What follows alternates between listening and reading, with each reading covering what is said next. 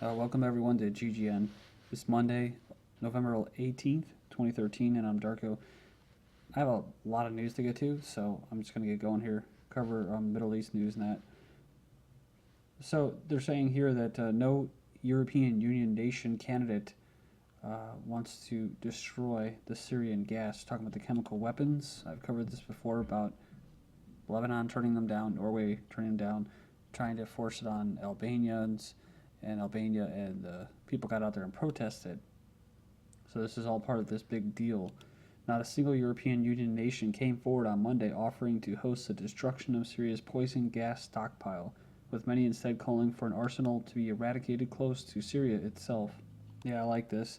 Belgium had been considered a strong candidate after the withdrawal of Albania, but Belgian foreign minister said, "We have to find a way to send experts and technology on site to transport them over long distances to bring them on our soil.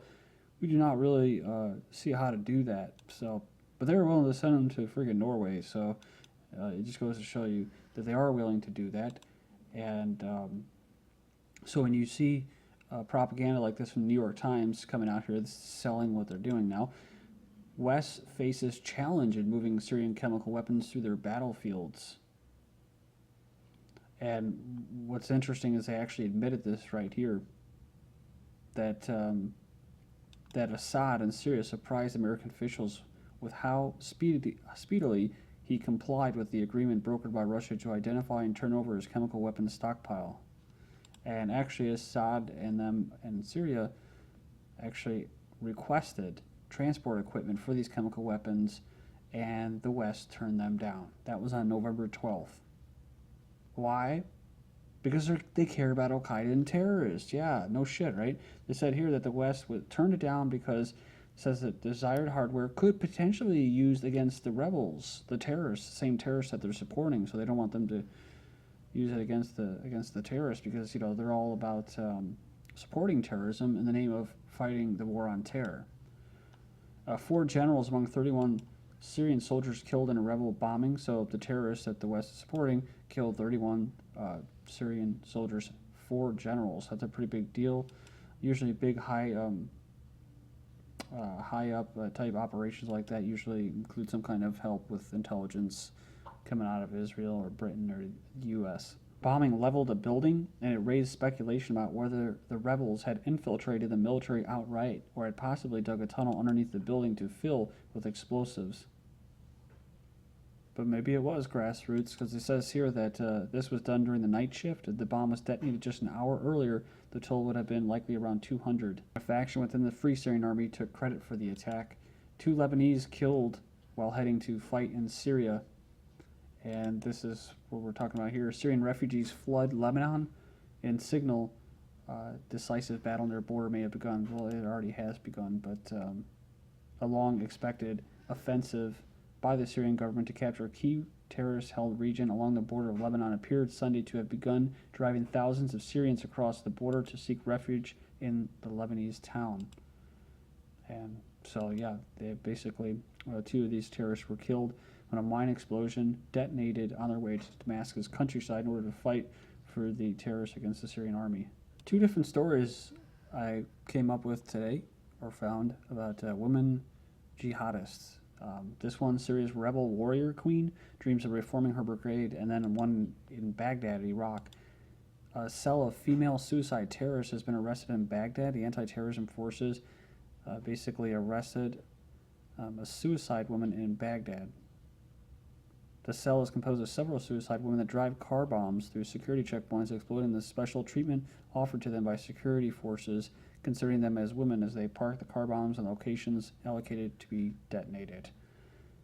As far as the Syria one goes, though, she's 35 years old and a grandmother, protest leader, an armed rebel, and refugee. She's not your typical Syrian woman. So a little nod to, feminism there. It says, "I saw the body in the coffin. From that moment, I was with the revolution. I started taking part in the protests that day." So these are peaceful protesters turned terrorists, hardened Al-Qaeda terrorists. Bombs rattled Baghdad. And they like to say Syrian women too, Syrian women, because most of the majority of the people fighting against the Syrian government are not actually from Syria. So they got to keep that going. They got to keep the term civil war going too as well. Not that it's an invasion of proxy mercenary terrorist forces aided by the West and the Gulf states too. I'll get into them at the end of this video. Bombs rattle Baghdad, 54 killed, 116 wounded. So that's what's going on in Baghdad. There's a usual day for them. I've covered this before, but I'll just read the headline again. A member of the U.S. National Guard's Tactical Human Intelligence Team killed himself. He left a suicide note that says he was forced to commit war crimes against humanity in Iraq. Israel pushing France to obstruct Geneva talks. So at least that's what we're hearing. Israel and Saudi Arabia cooperating on possible attack on Iran. So I don't know if this is just a bunch of junk because it's coming out of Ynet, an Israeli site, but this is what they're saying. I've covered recently how it kind of seems like, I know Israel's kind of a proxy state. It's the Rothschilds banking dynasty and the Jews banking and all that, oligarchs, their own little smuggling or money laundering corporation or company known as Israel. And they're able to get away with genocide and all kinds of horrible stuff. But they get protection because of the Holocaust, I guess. And in Saudi Arabia, nobody says anything about human rights violations. Not saying that we should go and bomb them or force them to change leadership. That's their own internal situation or problem that they have to deal with. But to carry it out and say this is a peaceful protest against the Bashar, the dictator, the repressive regime in Syria, and then look the other way for Saudi Arabia and somewhere like Bahrain, well then that just goes to show you that they're full of shit, just like they're aiding terrorists while fighting the war on terror supposedly. But maybe this is true, because like I said, it does seem like Israel, as far as politically, seems kind of weak, or weakened at least, along with Saudi Arabia too. Been covering them a lot lately. They're going to have, what's going to cause these protests in Saudi Arabia that could lead to destabilization in that area, in the region, of course, even more, would be prices, and unemployment and stuff like that. And it could lead to that. Like I said, it has to do with oil. The U.S. is a big producer. And then you have Iran, of course, getting in there as well. I'm about to get to that. Israel pushing France to obstruct. So they're saying here, a senior Iranian lawmaker says French conditions for Iran, basically right before the negotiations. It says here that the Israeli regime's directives are aimed at spoiling the upcoming talks. It says the demands of the Zionists and their allies and all those who receive orders from this regime. So, then from NDTV, it says here that they're noticing from Africa to Middle East, France's new hawkishness. So on the front line, Libya, Mali, hawkish on Syria, uncompromising on Iran. France, long critical of the U.S. role as the world's policeman, is emerging as the most interventionist of the Western states. So what's going on? How come all of a sudden the United States is against sanctions against Iran? Probably has something to do with the dollar, the petrodollar, oil prices. Like I said before, shoring up more assets or the ability to keep the system going. The Western Rothschild banking Zionist type system going. Until February when they have to do this whole, government closure crap again. Iran's return to the oil market could send prices diving. And then toothless sanctions, at least that's what they call it. They said Iranian oil trade is booming. And China is the top buyer, so maybe it has something to do with keeping China's economy going.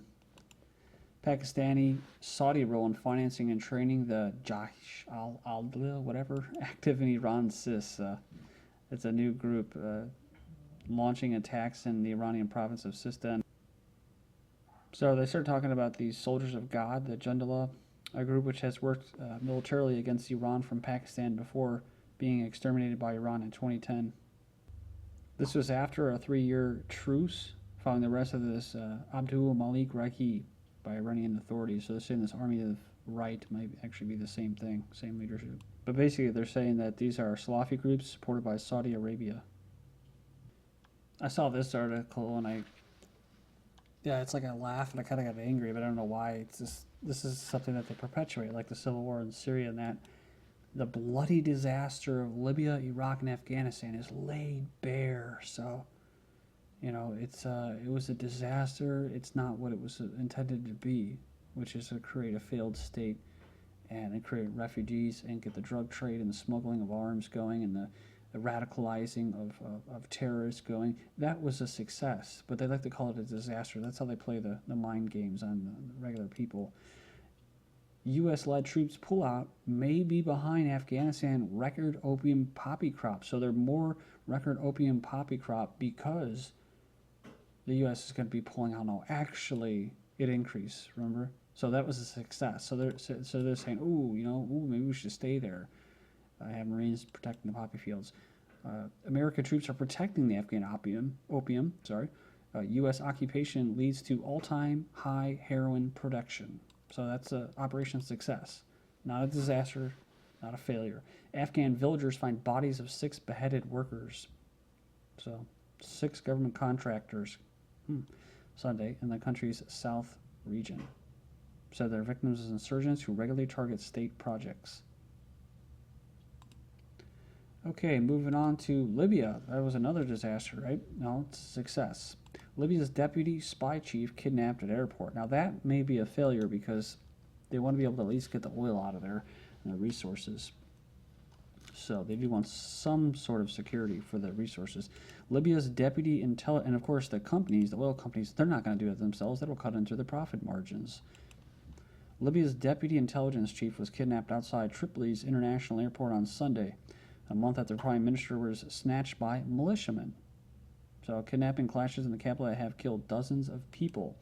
So that's why they're going to have the EU taxpayers and whatever else taxpayers fund this. I'll get into this here about the EU civilian mission training paramilitaries in Libya. Egypt's Interior Ministry says gunmen killed high-ranking national security officer in Cairo. So, again, this is in Egypt. This is another success in Egypt. I'm not sure if they actually did it, but there was talk about the U.S. actually retracting aid from Egypt. So this is what they want. It emboldens Israel, too, to go on the attack in the Sinai and elsewhere, carry out attacks against Syria, actually literally airstrikes against it. Nobody says anything about it.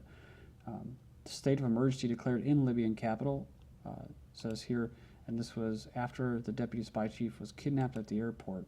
Libyan prime minister urges former terrorists or rebels to leave Tripoli as fresh clashes leave 1 dead after more than 40 were killed.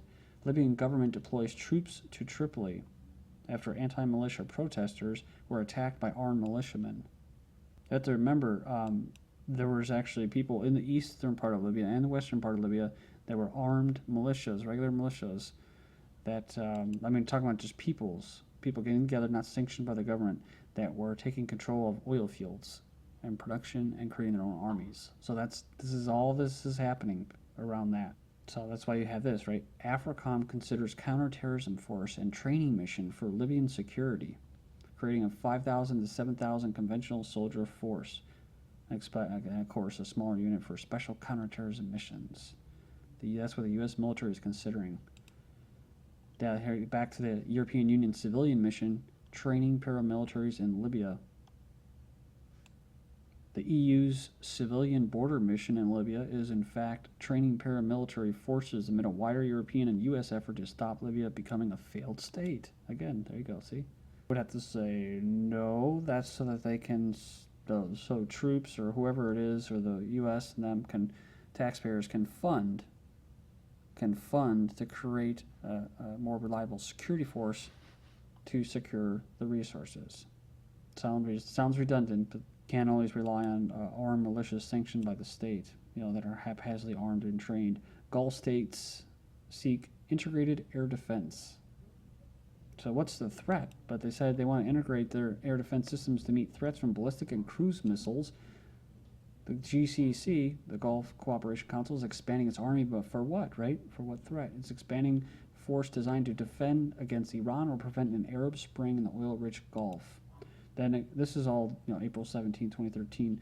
Experts at Abu Dhabi Summit want the GCC military integration. They want to establish a military command system able to exchange and share info at the click of a button. Remember, we just covered this. Qatar approves compulsory military service for men, the first of its kind. More news in China. 9 attackers and 2 officers reported killed in western China.